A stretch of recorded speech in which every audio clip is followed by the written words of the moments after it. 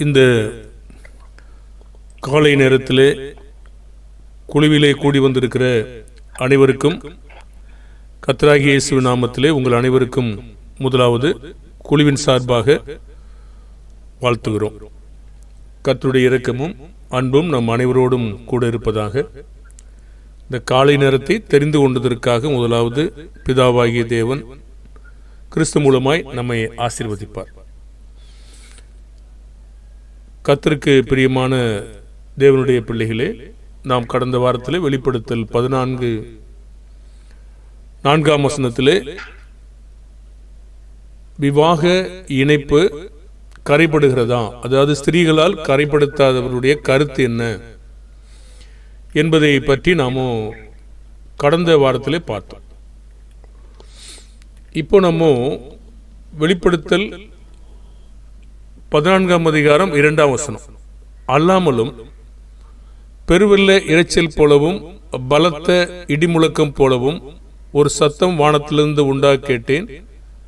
நான் கேட்ட சத்தம் சுரமண்டலக்காரர் தங்கள் சுரமண்டலங்களை வாசிக்கிற ஓசையை போல் இருந்தது. இந்த வசன பகுதியை இன்றைக்கு இசை வாசிப்பவர்களுடைய புரிந்து கொள்ளுதலுக்கு இதை காட்ட ஒரு சமயம் காட்டுவாங்க. இவங்களுடைய தவறான புரிந்து கொள்ளுதல் அதிகமாக தான் தொடரும். ஏன்னா உருவகமான ஒரு சொற்றொடரையும் நேரடியான அர்த்தத்தையும் அவர்கள் புரிந்து கொள்வது கிடையாது.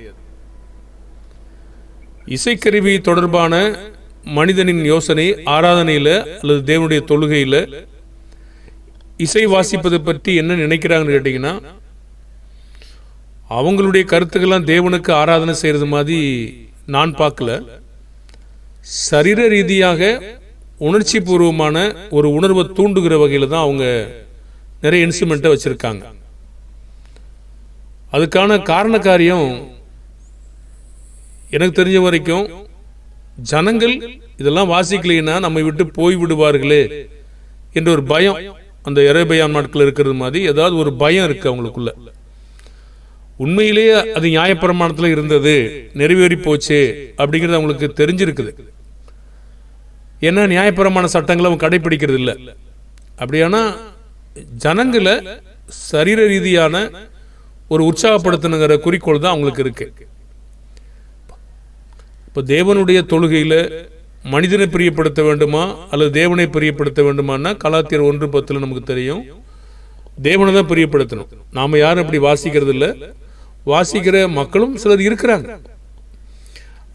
நிறைய மக்கள் தங்களுடைய கருத்துக்களை தேவனுடைய வார்த்தையிலிருந்து விலக்கி மனிதனை பிரியப்படுத்த நிறைய மக்கள் இன்னைக்கு யோசிக்கிறாங்க. இசை வாசிக்கிற ஒரு கிறிஸ்துவின் சபையார்னு இருக்கிறத நான் கேள்விப்பட்டிருக்கேன், பார்த்துருக்கேன். அதே மாதிரி அநேக இடங்களில் பெண்களை படிக்க வைக்கிற பழக்கமும் கிறிஸ்துவின் சபையில் இருக்கிறத நான் பார்க்குறேன். அது வேதத்தை அவங்க அறியாமல் செய்கிறாங்களா அல்லது அறிந்தும் அவங்க ஜனங்களை பிரியப்படுத்த யோசிக்கிறாங்களா?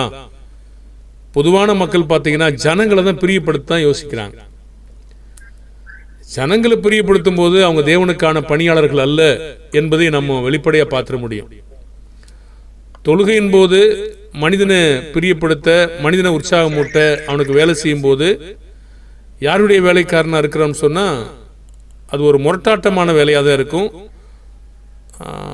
சவுல் ராஜாவை போல நமக்கு பிடிச்சதை, நமக்கு பிரியமானதை செய்கிறது தான்.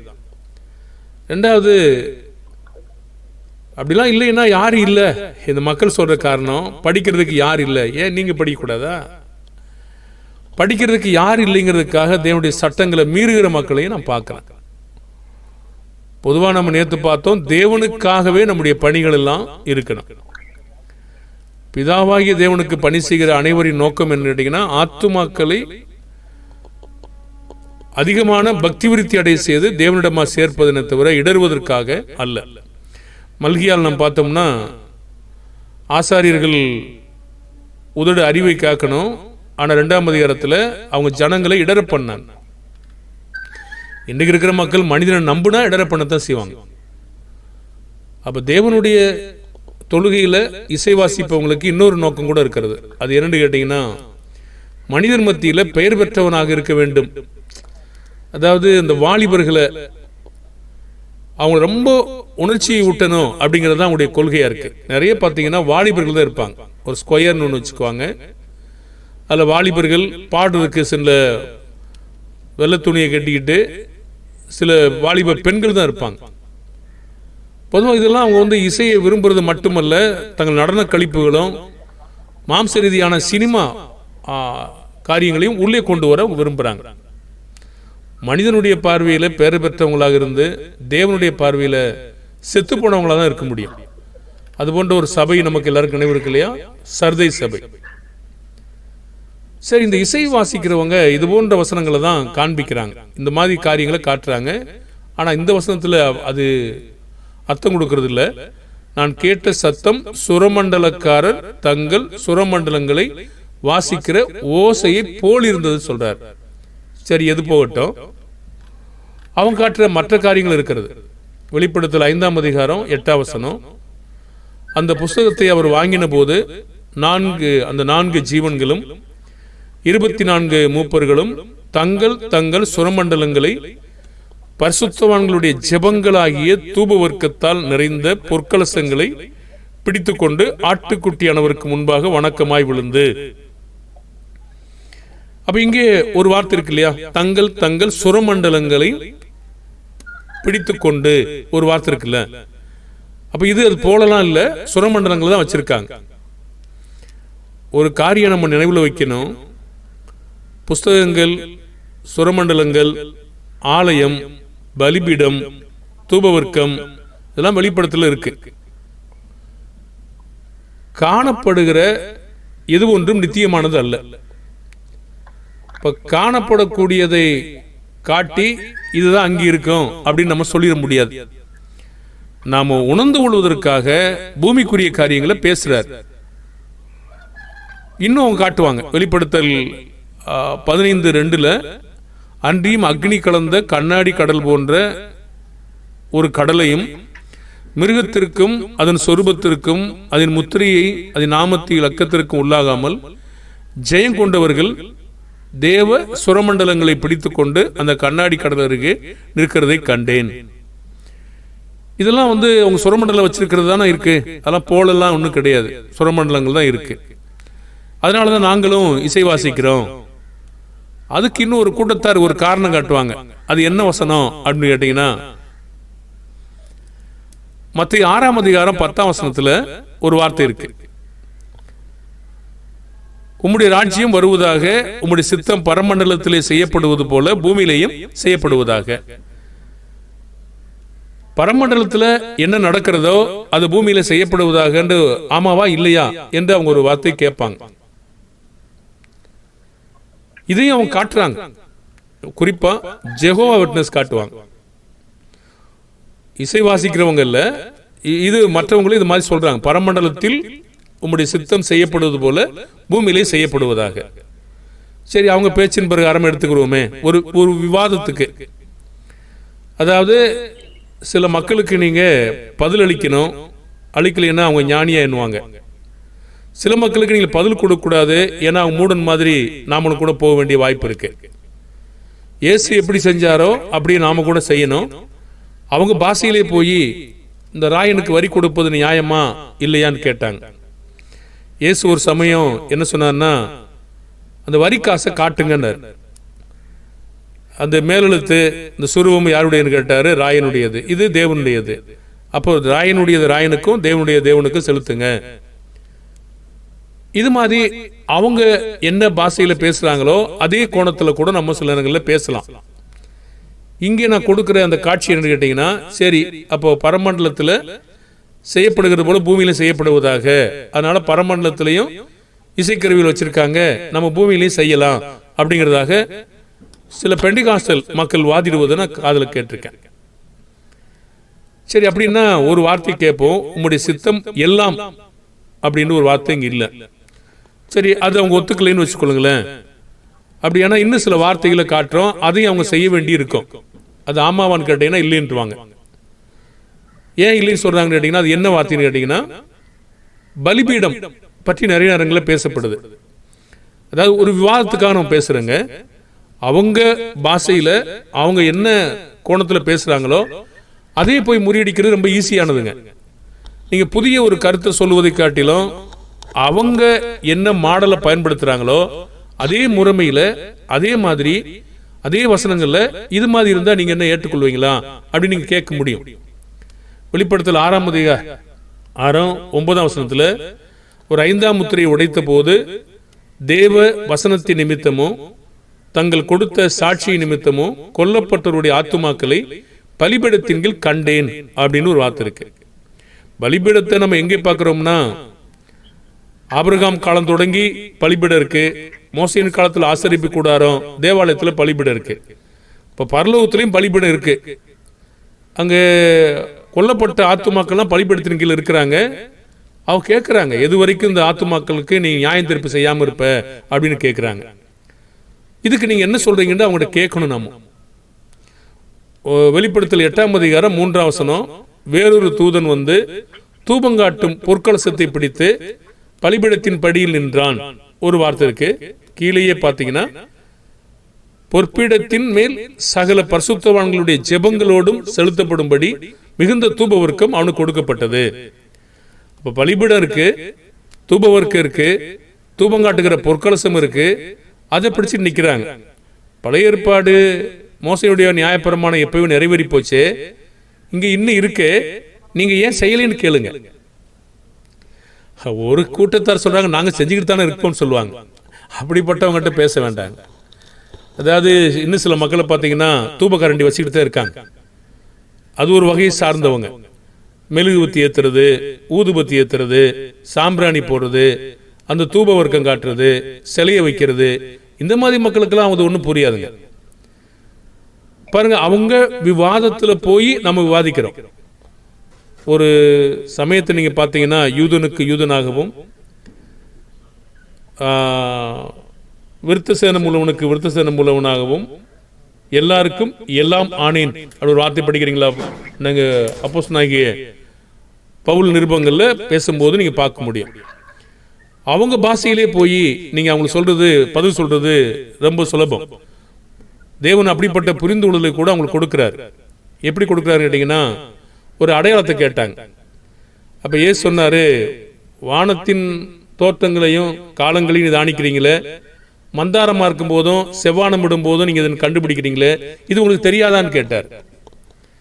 இப்போ அவங்க பாஷையிலே போய் நம்ம சொல்லும் போது அவங்களுக்கு வழி ஏற்படலாம், அல்லது புரிந்து கொள்ளலாம், அல்லது குருட்டுத்தனமாகவும் இருக்கலாம். அது அவங்க இஷ்டம்.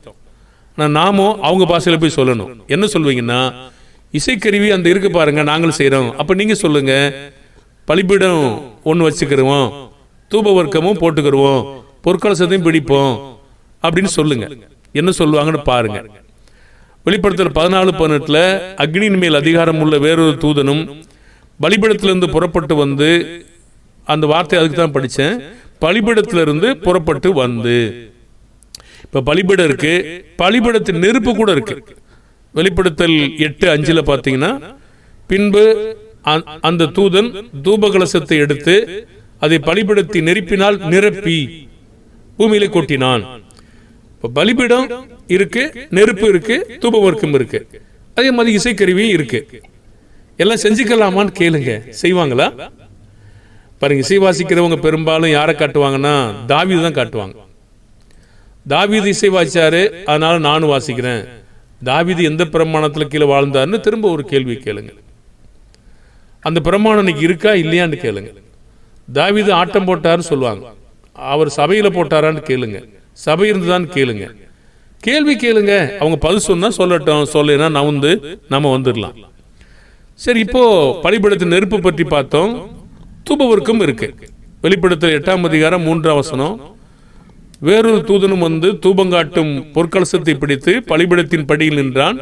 சிங்காசனத்திற்கு முன்பாக இருந்த பொற்பீடத்தின் சகல பரிசுத்தவான்களுடைய ஜெபங்களோடும் செலுத்தப்படும்படி மிகுந்த தூபவர்க்கம் அவனுக்கு கொடுக்கப்பட்டது. அப்போ தூபவர்க்கத்தில் எதில் தயார் பண்ணவங்களுக்கு தெரியும். அப்போ சாம்பிராணி வச்சுக்கலாம், மற்ற பழைய ஏற்பாட்டில் என்ன சொல்லப்படலாம் வச்சுக்கலாமா, தூபவர்க்கம் போடலாமா அப்படின்னு சொல்லி கேளுங்க. அப்போ ஆலயம் ஆலயம் எப்பவே தேவாலயத்தின் திரைச்சீலை மேல் தொடங்கி கீழ் வரைக்கும் ரெண்டா கிழிஞ்சு போச்சு. இன்னைக்கு ஆலயத்தில் தேவன் வாசம் பண்றது இல்லை, நீங்களே அந்த ஆலயம்ன்றாரு. ஆனால் வெளிப்படுத்தல் விசேஷம் ஆலயத்தை பற்றி சொல்றார். வெளிப்படுத்தல் 11:1-2 பின்பு கைக்கோளுக்கு ஒப்பான ஒரு அளவுகோல் என்னிடத்தில் கொடுக்கப்பட்டது.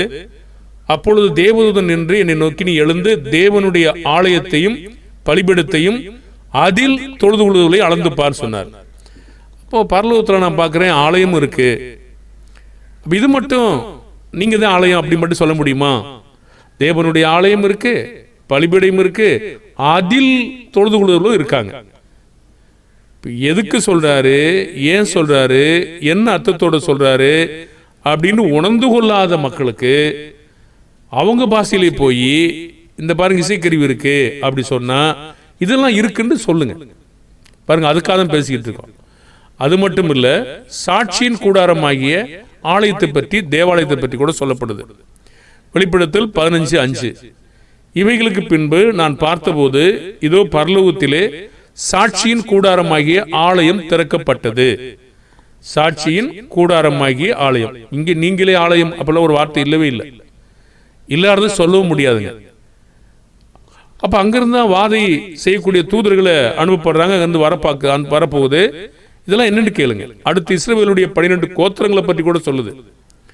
வெளிப்படுத்தல் 21:13 வாசலின் அருகே 12 தூதர்கள் இருந்தார்கள். அந்த வாசலின் மேல் இஸ்ரவேல் சந்ததியாராகிய 12 கோத்திரத்தாருடைய நாமங்கள் எழுதப்பட்டிருந்தன. இதெல்லாம் என்னன்னு கேட்கணும்.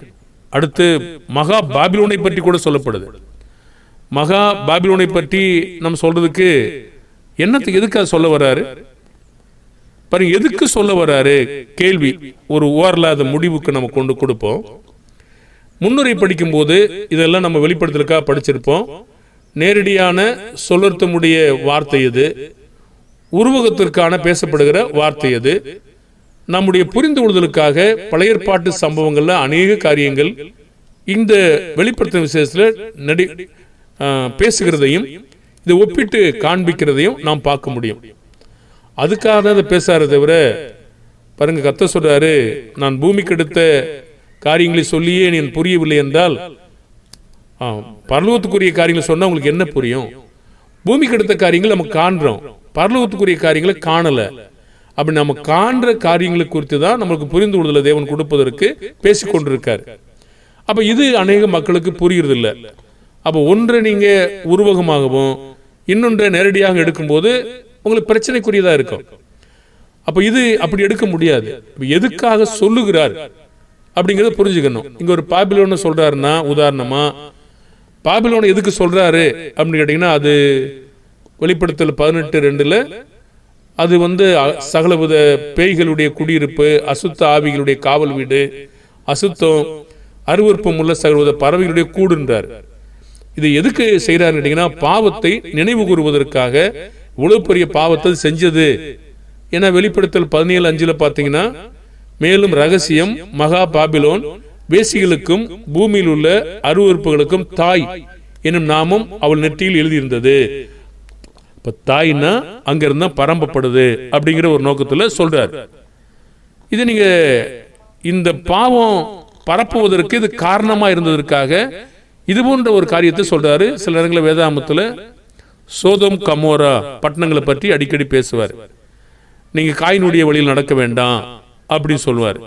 இதெல்லாம் எதுக்கு சொல்றாருன்னா, அந்த பாவத்துக்கான பயன்படுத்தி அந்த வார்த்தையை அங்கே போட்டு பேசுறாரு. இது மாதிரி இதை பேசுறாரு.